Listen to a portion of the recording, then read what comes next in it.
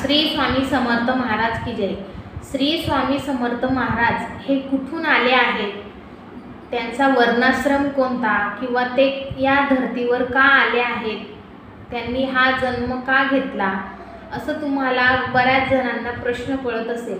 मग असाच एक प्रश्न हरिद्वार येथील एक जो गर्विष्ठ ब्राह्मण होता, त्या ब्राह्मणाला तो प्रश्न त्याच्या मनात पडला आणि मग त्याने स्वामींना विचारले की स्वामी महाराज, तुम्ही कुठून आले आहात, तुमचा वर्णाश्रम कोणता, तुम्ही कोण आहात, तुम्ही या धर्तीवर का आले आहात, असे वेगवेगळे प्रश्न त्यांनी त्या गर्विष्ठ ब्राह्मणाने स्वामींना विचारले।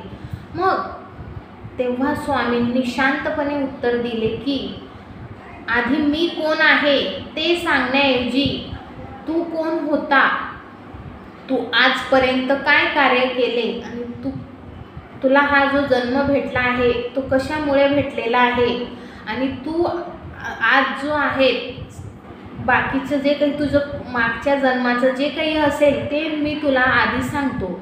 मग तेव्हा स्वामींनी त्याचं सांगायचं सुरू केलं। तू मागच्या जन्मी इतरांचं जे काही धन होता, धन पैसे ते हरण केले होते, तसेच तू खूप पापी होता आणि कालच तू एक गोवध केला आहे, म्हणजे काय, एका गायीची हत्या केली आहे, आणि तू मागच्या जन्मी एक हिंसक शिकारी होता, शिकार करून तू तुझं पोट भरत असे आणि तुझ्या परिवाराचं सुद्धा पोट भरत असे।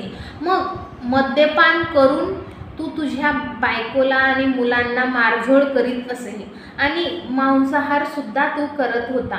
मग जी तू गोहत्या काल केली ती तू एक क्रूरतेने केली आहे आणि गोहत्या करून तू ते गोहत्येचं पाप आपल्या माथ्यावर घेतलं आहे। मग हे सर्व ऐकून त्या ब्राह्मणाला पश्चाताप झाला आणि त्या ब्राह्मणाने स्वामींची क्षमा मागितली आणि स्वामींच्या चरणावर नतमस्तक झाला। मग स्वामींनी सांगितल्याप्रमाणे स्वामींनी काय सांगितले तर स्वामींनी त्या स्वामींचं चरणतीर्थ जे होतं, म्हणजे स्वामींचे पाय धुतलेले जे तीर्थ, ते चरणतीर्थ घेऊन त्या गायीच्या अंगावर शिंपायला लावले। मग जेव्हा ते चरणतीर्थ गायीच्या अंगावर शिंपडले तेव्हा मृत झालेली, आणि ती पण किती दिवस, 2-3 दिवस आधी मृत झालेली जी गाय होती ती थरथरून उठून उभी राहिली आणि सर्वजण आश्चर्य करू लागले व जे गायीचं जे काही म्हणजे मृत झालेले गायीचं जे शरीर होतं ते जिवंत झालं हे पाहून सर्वजण आश्चर्यचकित झाले आणि या कामधेनूला स्वामींनी जीवनदान दिले म्हणून स्वामींचे सर्वजण गुणगान गाऊ लागले आणि स्वामींना नतमस्तक झाले।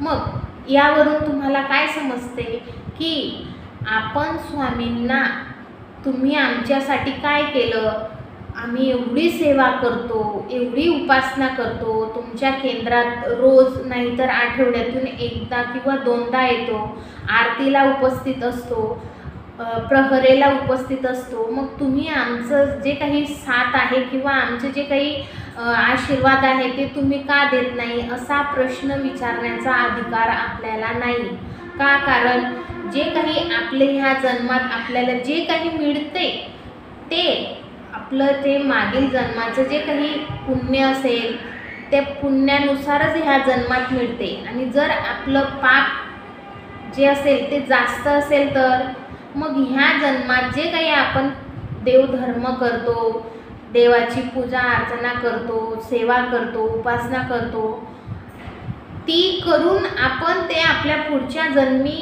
उपयोगात येईल या निमित्ताने करत असतो।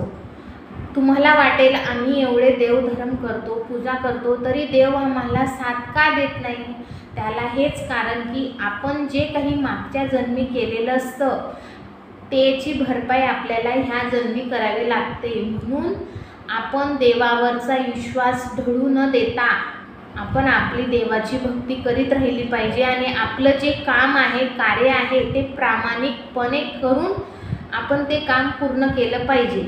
मग स्वामी महाराज आपल्या पाठीशी उभे राहतात.